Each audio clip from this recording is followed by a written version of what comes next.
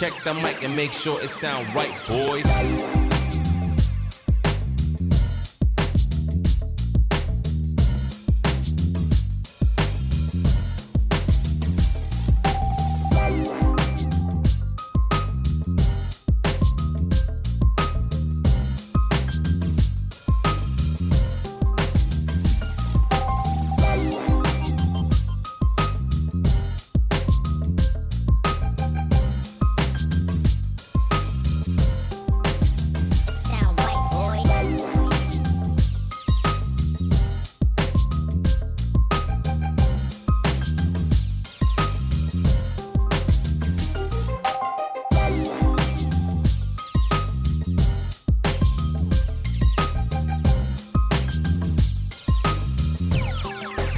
It sound right, boys.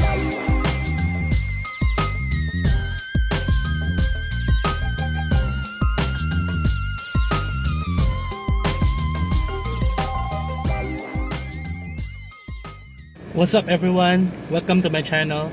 I'm Renz and you're watching Renz Revs.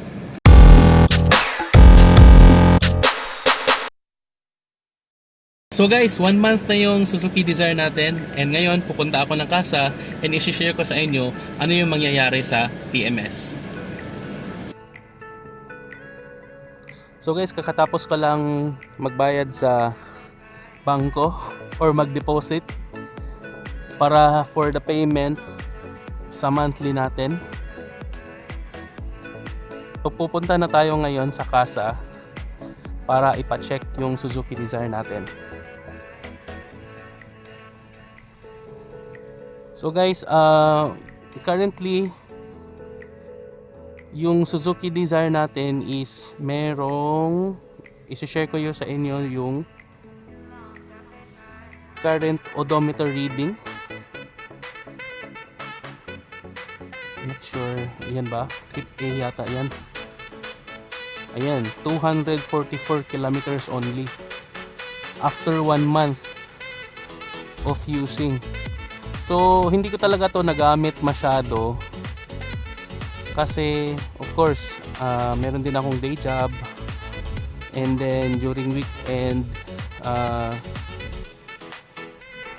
minsan hindi maganda yung panahon, so hindi gaanong advisable na mag-drive.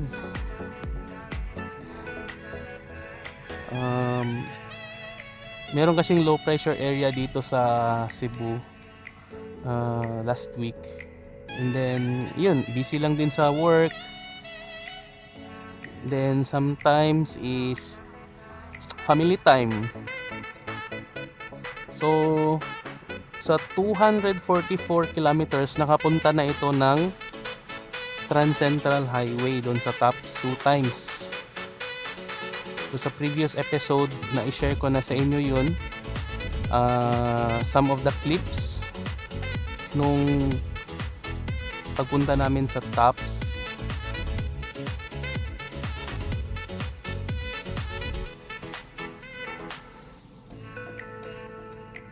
Then advice ng ano sa akin ng sales rep na gamitin ko daw yung sasakyan and accumulate 1,000 odometer for 1 month. Kahit sa bike imposible talaga yung 1 month. Pwera na lang kung yung ano mo talaga, yung job mo is usually nagta-travel ka, so yun.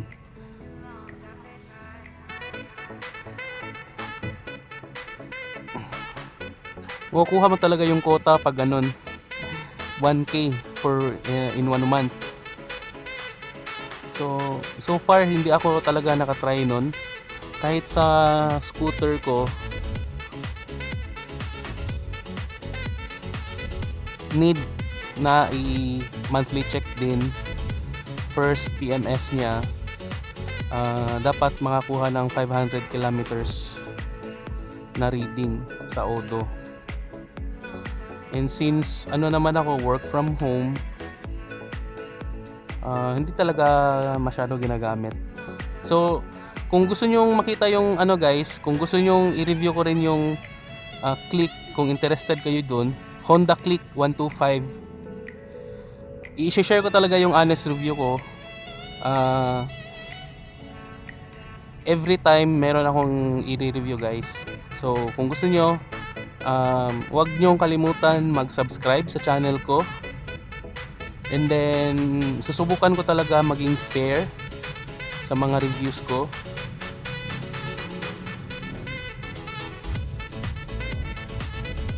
Para na rin maka-help sa decision nyo kung kailangan nyo ba kung sulit ba talaga yung item na plano nyong bilhin, which is nabili ko na. So yun.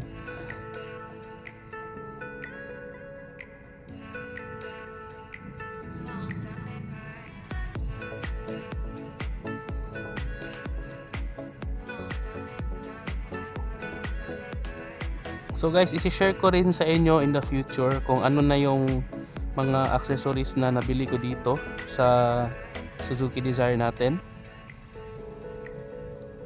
And i-review ko isa-isa yun.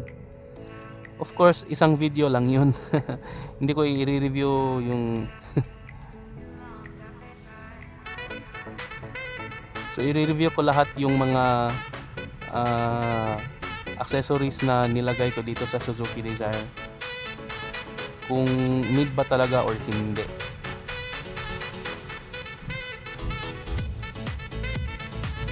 or kung sulit ba talaga yung item or hindi.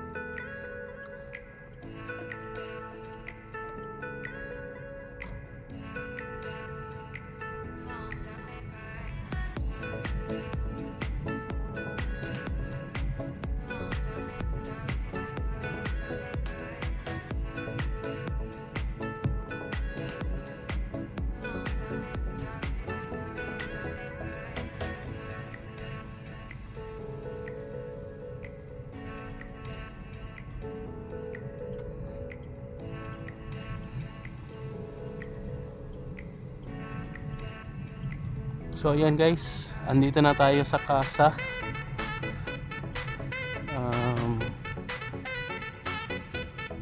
Ayan, Suzuki service. Yun, meron namang bagong Suzuki Dzire owner na kukuha kukuha ngayon. Congratulations sa iyo, pre.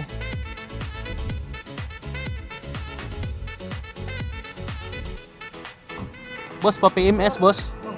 Good morning. Sunod lang, ana? Oh, okay, sige. Oh, so dito na lang para basta dapat mo agi dire.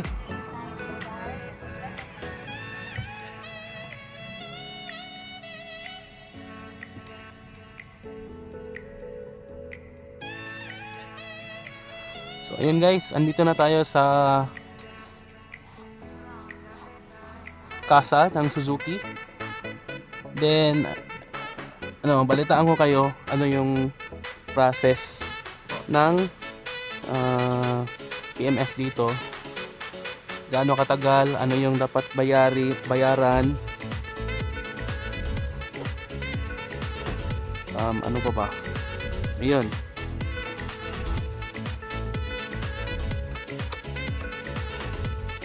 So guys, tapos na yung PMS natin, nakauwi na ako sa bahay. And then yung result is okay naman. Wala naman masyadong pinalitan besides sa mga list na to. Ayan.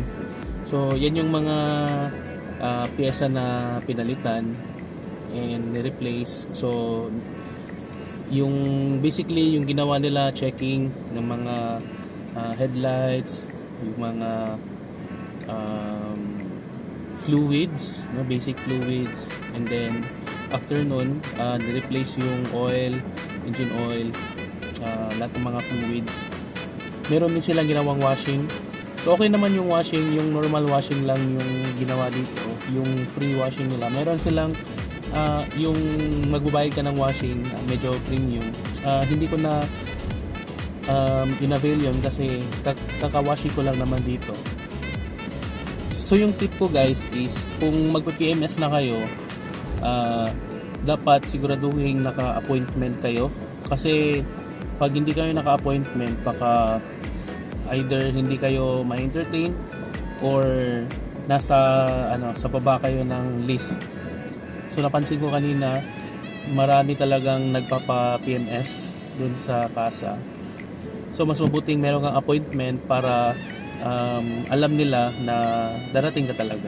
And then sa gate na side or yung papuntang entrance, meron din silang malaking doon, parang malaking board na nandun yung mga pangalan ng mga naka-appoint or merong appointment ng PMS ng date na yon. So maganda rin, at least alam nila kung sino yung mag-appoint, ilang taong i-cater nila. So sobrang dami yung nagpa-appoint kanina. At least nung dumating ako ng mga 11:30, no, o mga around 11:30. So meron pang process. So yun yung una, i-check yung appointment mo kung nagpa-schedule ba talaga. So since first PMS ko pa naman ito, yung ni-explain niya sa akin, light check-up lang. So very light check-up yun. Pakita ko sa list. And then replace ng mga fluids. And then yung labor is free for the first 3 PMS check. So wala akong binayarang labor, yung materials lang talaga yung binayaran ko. So next PMS ko 4 months. And then yun, free labor pa rin yun. And then after I think 6 to 12 months, meron din yung respective mileage kung kailan ka dapat magpa-PMS. Anyway, tatawag naman yung customer service sa iyo na kailangan ng i-PMS ng sasakyan mo, no? And then para ka na rin, makagawa ng appointment kung kailan ka pupunta para magpa-PMS. So all in all, satisfied ba ako sa ginawang PMS nila? So far okay naman.